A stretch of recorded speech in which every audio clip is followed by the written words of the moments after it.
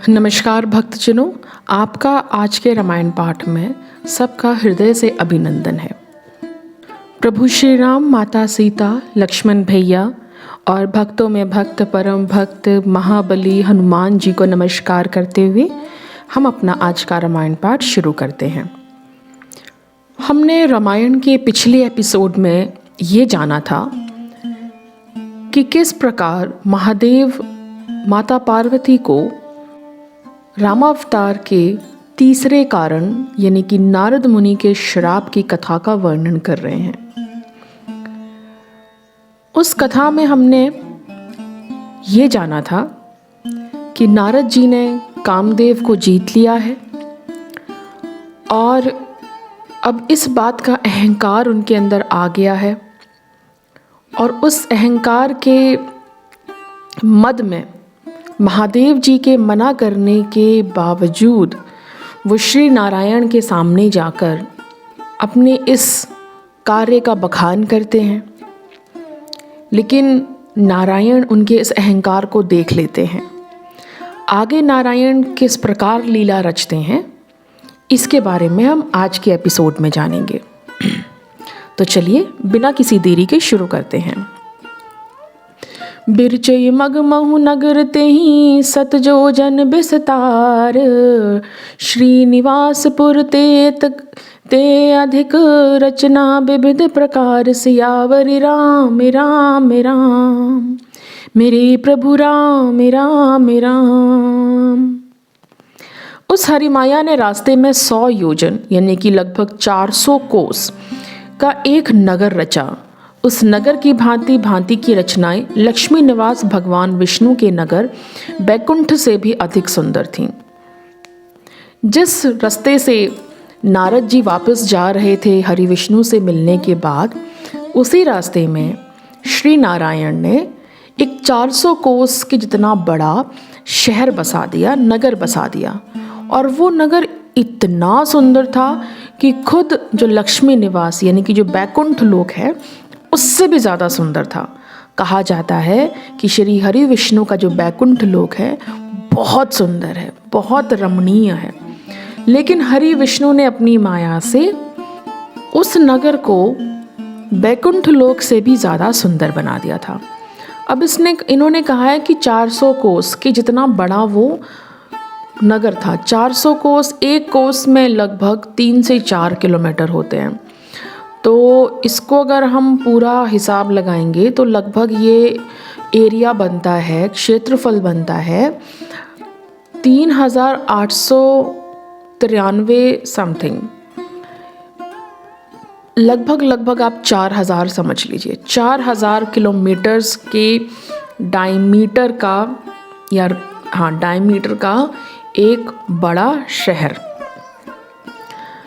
बसही नगर सुंदर नर नारी, जनहु बहु मन सज रति तनुधारी, तेहि बुर बसई सील निधि राजा, अगणित है गए सेन समाजा, सत सुरेश सम विभव बिलासा, रूप तेज बल नीति निवासा, विश्व मोहिनी तासु कुमारी, श्री विमोह जिसु रूप निहारी, सोई हरि माया सब गुण खानी, शोभा तासु की जाई बखानी, करई स्वयंबर सो नृप बाला, आए तह अगणित महिपाला, मुनि कौतुकी नगर तेहि गईयु, पूर्वा से ही सब पूछत भइयो, सुनि सब चरित भूप ग्रह आए, कर पूजा नृप मुनि बैठाए।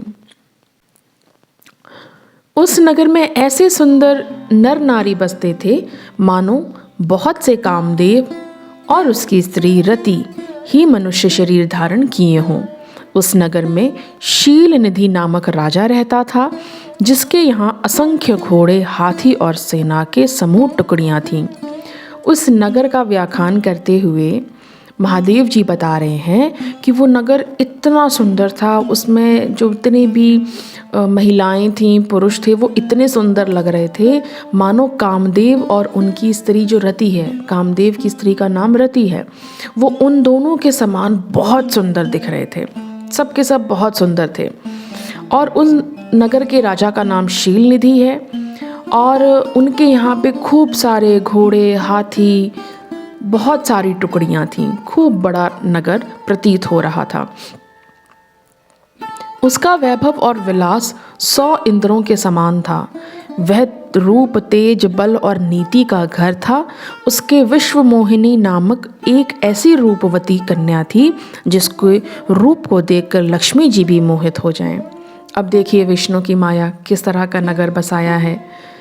और मतलब सारे नगर में जो नारी हैं, स्त्रियां हैं, पुरुष हैं, वो इतने सुंदर हैं। और वो जो नगर है वो इतना वैभवशाली है, मतलब इतना वहाँ पे लक्ष्मी श्री है, वहाँ पे इतना पैसा है, वैभव है कि ऐसा लग, क्योंकि 100 इंद्रों का जितना वैभव होता है, ऐसा लग रहा था वो सारा वैभव एक उस नगर में आ गया है। कहा जाता है कि इंद्र यानी कि जो स्वर्ग लोक का राजा है वो बहुत वैभवशाली हैं। तो ऐसे 100 इंद्रों का वैभव मिला दिया जाए तो वो उस एक नगर के समान लग रहा था। और उस महल में और उस नगर में सबको खूब रूप था, खूब सबके चेहरे पे तेज था, सबके सब बहुत बलवान थे और नीति के साथ चलने वाले थे। और उनके यहाँ पे एक राजकुमारी थी जो हमारे शील निधि राजा हैं, उस नगर के, उनकी राजकुमारी का नाम विश्व मोहिनी था। नाम से ही देख लीजिए, जो पूरे विश्व को मोहित कर ले, यानी कि वो बहुत सुंदर स्त्री, बहुत ही सुंदर राजकुमारी थी जिसके रूप को देखकर लक्ष्मी जी भी मोहित हो जाएं। कहा जाता है कि लक्ष्मी जी बहुत सुंदर हैं। तो जब खुद लक्ष्मी जी किसी को देखकर मोहित हो रही हैं तो हमें ये समझने के लिए बताया गया है कि आप सोचिए कि वो विश्व मोहिनी कितनी सुंदर होगी। वह सब गुणों की खान भाग्यवान भगवान की माया ही थी। उसकी शोभा का वर्णन कैसे किया जा सकता है। वह राजकुमारी स्वयंवर करना चाहती थी, इससे वहाँ अगणित राजा आए हुए थे। तो एक ऐसा माहौल था वहाँ पे उसका नगर का कि वहाँ पे उस वक्त बहुत सारे राजा आए हुए थे। और वो राजा क्यों आए हुए थे? क्योंकि वहाँ पर वह राजकुमारी विश्व मोहिनी स्वयंवर करना चाहती थी। और वो जो विश्व मोहिनी थी वो सब गुणों की खान और कोई नहीं, भगवान की माया ही थी। इसमें ध्यान देने वाली एक चीज़ है कि राजकुमारी स्वयंवर करना चाहती थी। इस बात पे मैं थोड़ी सी बात करना चाहूँगी।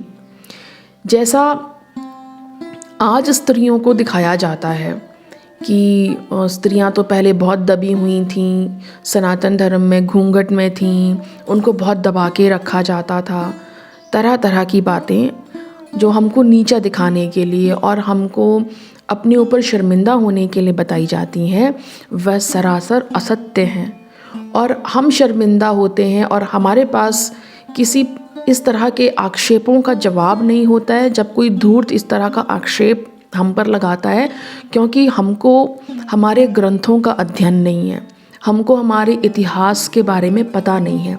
इस वजह से हम वहाँ पे सही उत्तर नहीं दे पाते। देखिए यहाँ पे खुद बताया जा रहा है, कितने लाखों, हज़ारों, करोड़ों वर्ष पहले की बात है, जहाँ पे स्त्री ये कह रही है, वो कन्या ये कह रही है, मेरे को अपना वर ढूंढना है।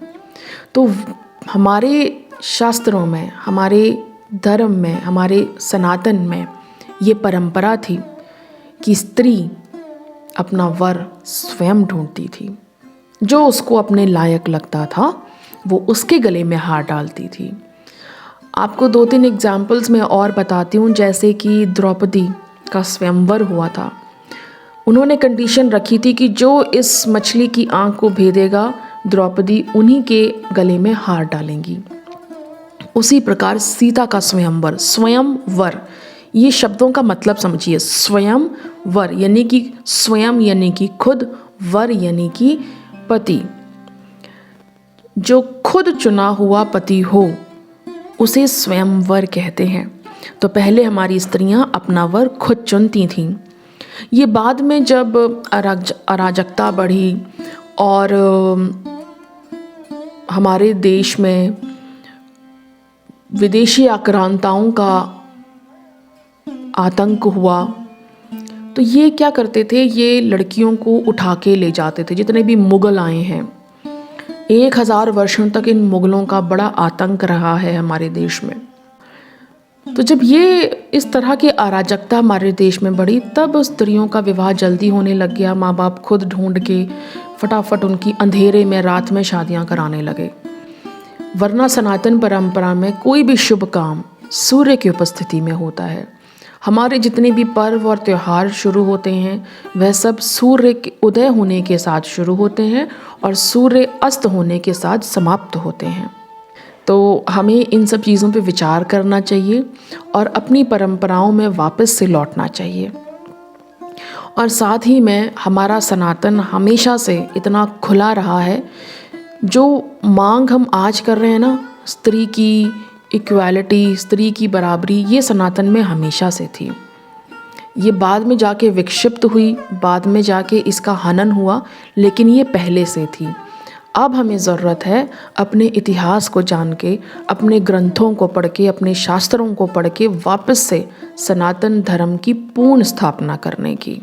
और ये पूर्ण स्थापना आप और हम जैसे आम लोग ही करेंगे, जब हम इन विचारों को और इन रीति रिवाजों को पूरी रस्मों के साथ और पूरे नियमों के साथ पालना शुरू करेंगे, तभी सनातन धर्म का स्थापना होगी।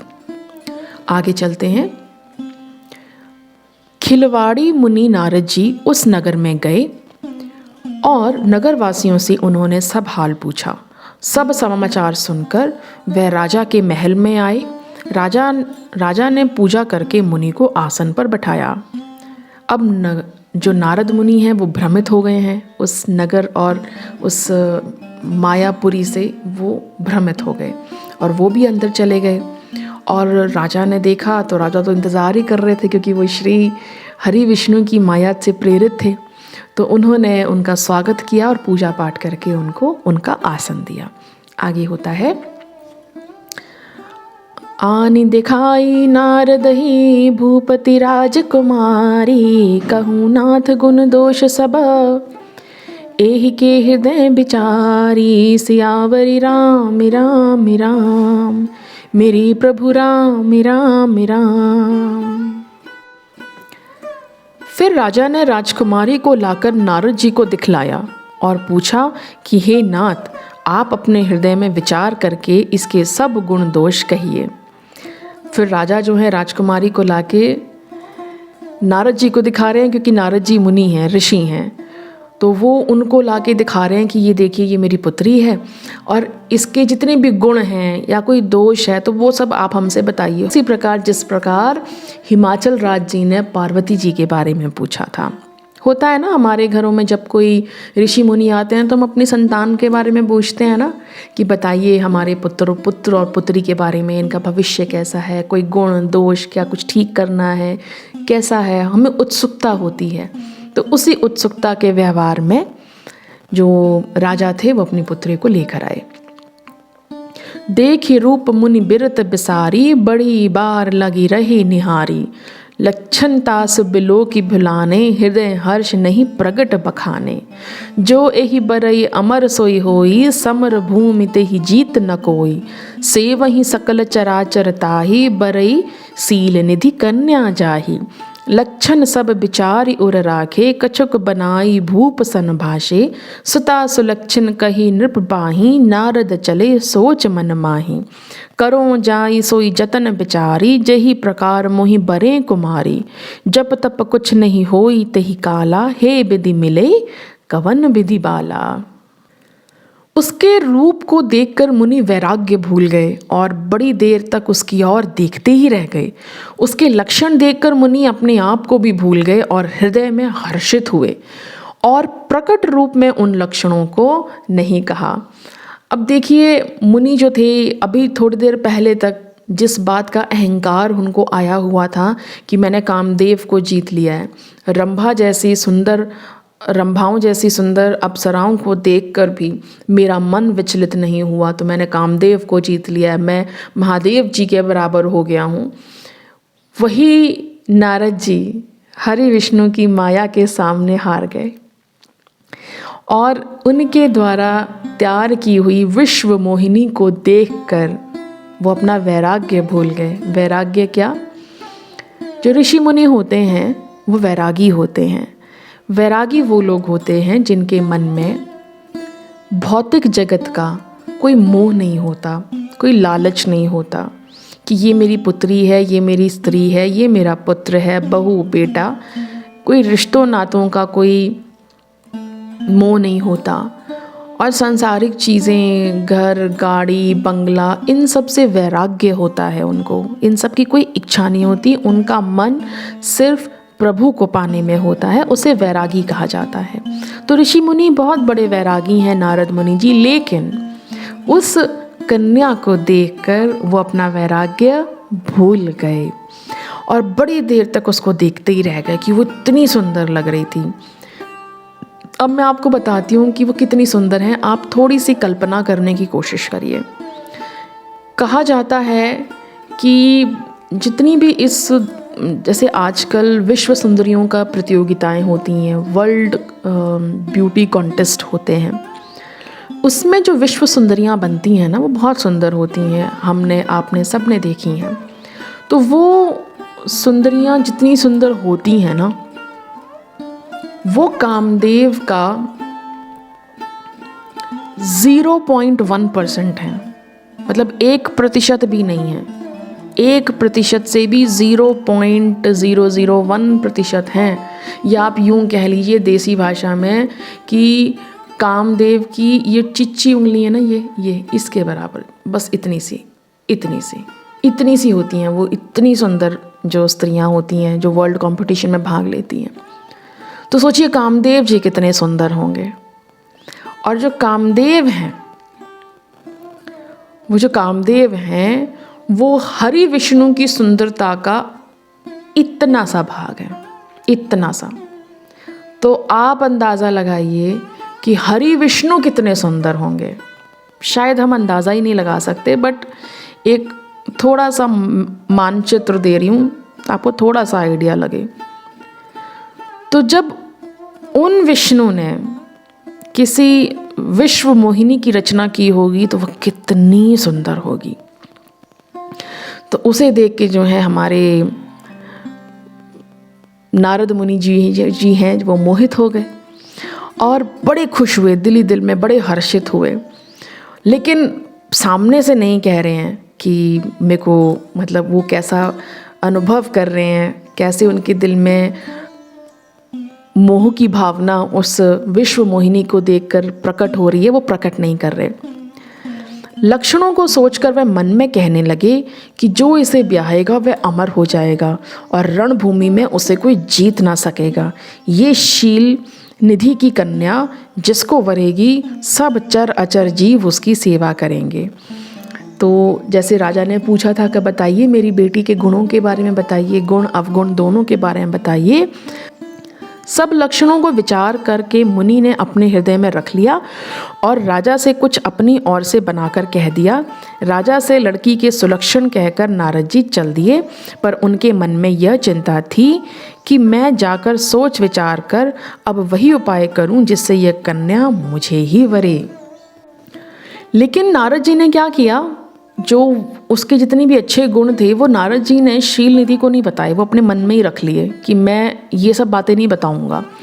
और कुछ और ही कह दिया, जैसे कुछ भी, ये कुछ इस तरह की बात हो गई कि जब आपको कोई सामान खरीदना होता है, बाज़ार में हम जाते हैं, हमें लेना होता है, तो हम उसकी बहुत तारीफ़ बेचने वाले के सामने नहीं करते, क्योंकि हमें पता है जैसी अगर हमने बहुत तारीफ़ कर दी खरीदने से पहले, मोल भाव तय होने से पहले, तो सामने वाला उसका दाम बढ़ा देगा और उसको लगेगा कि मेरी तो वैल्यू या मेरा तो मूल्य बहुत ज़्यादा है और मेरे में तो इतने गुण हैं, तो उसके विचार बदल सकते हैं। तो इस डर से हम उनकी बहुत तारीफ़ नहीं करते जब तक हम वो सामान खरीद नहीं लेते। तो इसी प्रकार नारद जी भी के मन में भी ये आ गया कि किस प्रकार वो उस स्त्री से, उस लड़की से, उस कन्या से, विश्व मोहिनी से विवाह करें। तो उन्होंने बहुत ज़्यादा तारीफ़ नहीं करी, ऐसे ही कुछ छोटा मोटा कह दिया और चुपचाप वहाँ से चल दिए। और अब वो मन में यही विचार रहे हैं कि किस प्रकार मैं जो हूँ, क्या ऐसा उपाय करूं कि ये कन्या मुझे ही वर चुने, क्योंकि अब मैं तपस्या साधना करने बैठूं तो ये तो अब संभव नहीं है, क्योंकि वर को पाने के लिए आप जिससे ब्याह करना चाहते हैं उसका हमारे सनातन में एक बहुत अच्छा उपाय ये होता है कि आप तपस्या करते हैं। जैसे कि माता पार्वती ने तपस्या करी थी शिव के लिए, और हमारे यहाँ आज भी कुंवारी कन्याओं को सोमवार के व्रत रखने के लिए कहा जाता है, शिव की उपासना करने के लिए कहा जाता है कि जिससे उन्हें अच्छे वर प्राप्त हों। लेकिन नारद जी कह रहे हैं कि ये वक्त अब मेरी तपस्या करने का नहीं, क्योंकि समय बहुत कम है, सारे राजा आ चुके हैं, स्वयंवर होने ही वाला है, तो इतना वक्त ही नहीं है। तो अब वो कह रहे हैं कुछ झटपट से ऐसा काम हो जाए जिससे ये विश्व मोहिनी मेरे गले में वरमाला डाले। एही अवसर चहूँ चाहिए परम शोभा रूप विशाल, जो बिलो की रीछे कुंवरी तब मिले जय माल। सियावर राम राम राम, मेरे प्रभु राम राम राम। इस समय तो बड़ी भारी शोभा और विशाल सुंदर रूप चाहिए, जिसे देखकर राजकुमारी मुझ पर रीझ जाए और तब जयमाल मेरे गले में डाल दे। तो माँ नारद जी क्या सोच रहे हैं कि मेरे को इस वक्त बहुत सुंदर मुख चाहिए, कि मैं बहुत सुंदर दिखूं, इतना सुंदर दिखूं कि जिससे ये राजकुमारी मुझ पर मोहित हो जाए और मेरे ही गले में माला डाल दे। हरि सन मांगो सुंदर ताई, होई जात गहु गहरी अति भाई। मोरे हित हरि सम नहीं कोऊ, एही अवसर सहाय सोई हो। बहु विधि विनय कीन तहि काला, प्रगटयो प्रभु कौतकी कृपाला। प्रभु बिलो की मुनि नयन चुड़ाने, होई काजु ही हर्षाने। अति आरती कहीं कथा सुनाई, करहु कृपा करी होई सुहाई। आपन रूप देहि प्रभु मोहि, आन भांति नहीं पावो ओही। जेहि विधि नाथ होई हित मोरा, करहु सुबेगी दास मैं तोरा। निज माया बल देखि विशाला, ही हंसी बोले दीन दयाला। एक काम करता हूँ, भगवान से सुंदरता मांगूं, पर भाई उनके पास जाने में तो बहुत देर हो जाएगी, किंतु श्रीहरि के समान मेरा हित तो कोई भी नहीं है, इसलिए इस समय वह ही मेरे सहायक हो जाएंगे। उस समय नारद जी ने भगवान की बहुत प्रकार से विनती की, तब लीलामय कृपालु प्रभु वहीं प्रकट हो गए। स्वामी को देखकर नारद जी के नेत्र शीतल हो गए और वह मन में बड़े ही हर्षित हुए कि अब तो काम बन ही जाएगा। क्या हुआ कि नारद जी मन में विचार कर रहे हैं कि भगवान से सुंदर कौन होगा, श्री हरि से सुंदर कौन होगा। मैंने अभी आपको बताया कि श्री हरि कितने सुंदर हैं, उनसे सुंदर इस पूरे जगत में और कई जगत में, पूरे ब्रह्मांड में कोई नहीं है। उनकी सुंदरता इतनी है कि जिसका बखान शब्दों में हो ही नहीं सकता।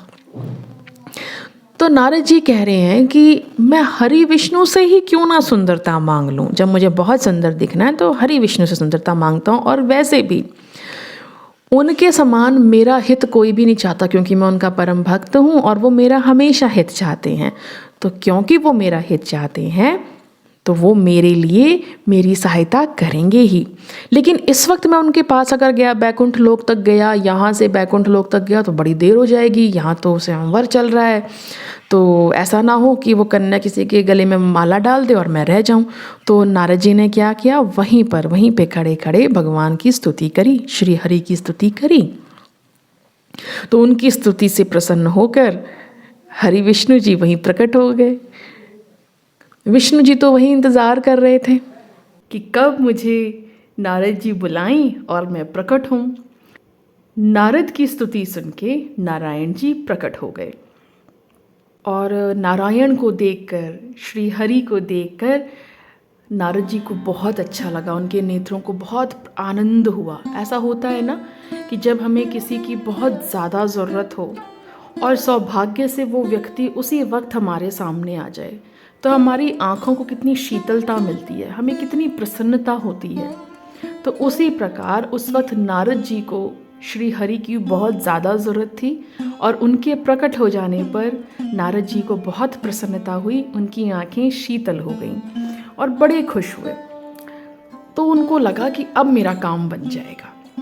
नारद जी ने बहुत आर्त यानी कि दीन होकर कहा, अपनी सारी कथा सुनाई कि किस प्रकार वो यहाँ आए, कितने सुंदर लोग हैं, उन्होंने उस कन्या को देखा, वो कन्या कितनी सुंदर है और मैं उनसे विवाह करना चाहता हूँ। इस प्रकार की मंशा का नारायण को बताया। कृपा कीजिए और कृपा करके मेरे सहायक बनिए, मेरी सहायता करिए। हे प्रभु, आप अपना रूप मुझको दीजिए और किसी प्रकार मैं उस राजकन्या को नहीं पा सकता कि अगर मुझे आपका रूप नहीं मिला, क्योंकि आपसे सुंदर इस पूरे जगत में कोई नहीं है, तो आप ही मुझे अपना वो रूप दीजिए ताकि वो मुझ पर मोहित होकर मुझे अपना वर चुन ले। और किसी भी तरीके से मैं उस कन्या को नहीं पा सकता, ऐसा नारद जी का विचार है। हे नाथ, जिस तरह मेरा हित हो आप वही शीघ्र कीजिए। मैं आपका दास हूँ। अपनी माया का विशाल बल देख दीन दयालु भगवान मन ही मन हंसकर बोले। तो यहाँ पे क्या कह रहे हैं नारद जी कि जेहि विधि नाथ हुई हित मोरा, करहूँ सुबेगी दास में तोरा। ये जो चौपाई है इसको हम सबको अपने जीवन में उतारने की ज़रूरत है कि जेहि विधि नाथ होई हित मेरा। आप अपने जीवन में अपनी आज की जिस भी परिस्थिति में हो, इस चौपाई को सदैव अपने मन में गाते रहिए कि हे प्रभु, जिस प्रकार मेरा हित हो, मेरा भला हो, करहूँ सुबेगी दास मैं तोरा। मैं आपकी दास हूँ, आपका दास हूँ। आप वही करिए जिससे मेरा हित होता है, क्योंकि मैं आपकी दास हूँ। कभी प्रभु से हमें ये नहीं बोलना चाहिए कि प्रभु हमें ये दे दो, वो दे दो। पता है क्यों? क्योंकि कई बार क्या होता है, कई बार नहीं, हमेशा ही ऐसा होता है कि हम बहुत छोटा देख रहे होते हैं और देने वाला सारी जगत की जानता है, सारे ब्रह्मांड की जानता है। तो हम ना अपने लिए हमेशा अपनी हैसियत के हिसाब से मांगते हैं, लेकिन देने वाला अपनी हैसियत के हिसाब से देता है। जैसे आप किसी राजा से मांगेंगे, कोई गरीब व्यक्ति किसी राजा से मांगेगा तो कितना मांगेगा? लाख, 2 लाख, बहुत मांग लिया 10 लाख, 50 लाख, 1 करोड़ से ऊपर वो नहीं जा पाएगा, या कुछ और पैसे। लेकिन अगर आप राजा को ये कह दें कि राजा अपने सामर्थ्य के हिसाब से जितना आपको सही लगे आप दे दीजिए, तो हो सकता है वो राजा फिर सोचता है कि मेरा सामर्थ्य क्या है, फिर राजा अपनी हैसियत देखता है और हो सकता है वो आपको पूरा एक गांव दे दे और फिर वो अपने सामर्थ्य के हिसाब से देगा। तो आपके सामर्थ्य में और सामने वाले के सामर्थ्य में यही फ़र्क है। तो जब हम हरि के सामने बैठें तो हमेशा हमें ये कहना चाहिए कि हो जेहि विधि नाथ हुई हित मोरा। नहीं समझ में आ रहा ज़िंदगी में आपके साथ जो हो रहा है, सही हो रहा है, गलत हो रहा है, जेहि विधि नाथ हुई हित मोरा, करहूँ सुबेगी दास मैं तोरा। सीता राम राम राम सीता राम राम राम, सीता राम राम राम सीता राम राम राम। कई बार हम बहुत दुखी हो जाते हैं, मंदिर में भगवान के सामने चले जाते हैं और हमें समझ में नहीं आता कि प्रभु से मांगना क्या है। जो हो रहा है उसे सही करने का मांगें, या प्रभु जो कर रहे हैं वही होने दिया जाए तो उसमें हमारा अच्छा हो। हम सोच में पड़ जाते हैं। तो कभी भी अपने ऊपर इस भार को नहीं लेना चाहिए, क्योंकि हम बहुत छोटे हैं इस भार को लेने के लिए। हमेशा प्रभु पे छोड़िए, प्रभु के दिखाए मार्ग पे चलते रहिए, बस उनका नाम स्मरण करते रहिए, उनको हमेशा अपने मन में धारण करके रखिए और बस सब उनको उन पर छोड़ के चल दीजिए, जो होगा सो देखा जाएगा। यहाँ पे नारद जी इसी तरह से हरि विष्णु के सामने प्रार्थना कर रहे हैं कि जिससे मेरा हित हो आप वैसा काम करिए और शीघ्र मेरी मदद कीजिए। लेकिन यहाँ हरि विष्णु वही कर रहे हैं जिसमें नारद का हित हो सकता है कि अभी नारद को लगे कि ये भगवान विष्णु ने क्या किया, लेकिन प्रभु वही करेंगे जिसमें नारद का हित हो। ये हमारे जीवन में एक बहुत बड़ी सीख है जिसको आज हम सबको सीखना चाहिए। तो मन ही मन विष्णु जी अपनी माया के प्रभाव को देखकर हंसने लगे और बड़े प्रसन्न हुए कि अब मुझे वो करना है जिसमें नारद का हित हो। जेहि विधि होई परम हित नारद सुनहु तुम्हार, सोई हम करब न आन कछु बचन न मृष हमार। हे नारद जी सुनो, जिस प्रकार आपका परम हित होगा हम वही करेंगे, दूसरा कुछ नहीं। हमारा वचन असत्य नहीं होता और यही हर भक्त को अपने प्रभु पर विश्वास करना चाहिए कि प्रभु वही करेंगे जिसमें हमारा हित होगा। भागवत में जब राजा बलि से भगवान विष्णु ने वामन अवतार बनके 2 पग में बलि से त्रिलोकी हासिल कर ली, तो तीसरा पग धरने के लिए वचन के अनुसार विष्णु के पास जगह नहीं बची। अब क्योंकि राजा बलि ने वचन दिया है तो वो तीसरा पग भी देने की जगह दे नहीं थी। और ऐसा नारायण ने क्यों किया?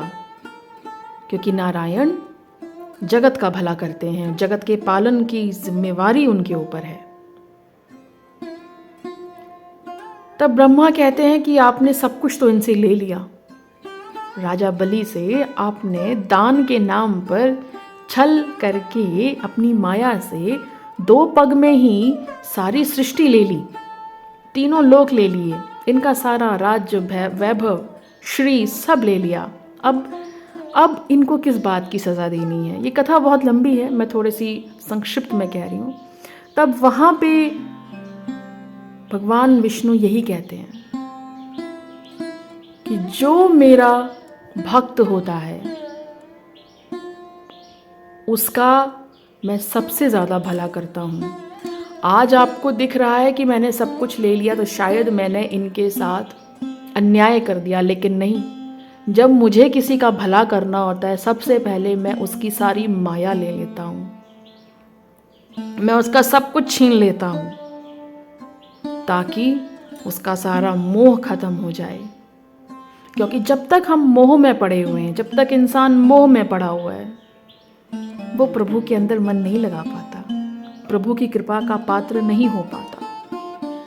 आप जितने बड़े बड़े भक्त देखेंगे जो पीछे हुए हैं, वो जब जब वैराग्य में गए हैं, जब जब वो मोह से छूटे हैं, तभी उनका उद्धार हुआ है। तुलसीदास जी जिन्होंने इतना बड़ा ग्रंथ लिख डाला और बहुत सारी रचनाएं हैं उनकी, बहुत सुंदर सुंदर रचनाएं हैं, वो अपनी पत्नी के मोह में बहुत ज़्यादा पड़ गए थे, बहुत ज़्यादा, इतने आसक्त हो गए थे कि वो प्रभु को भूल गए थे।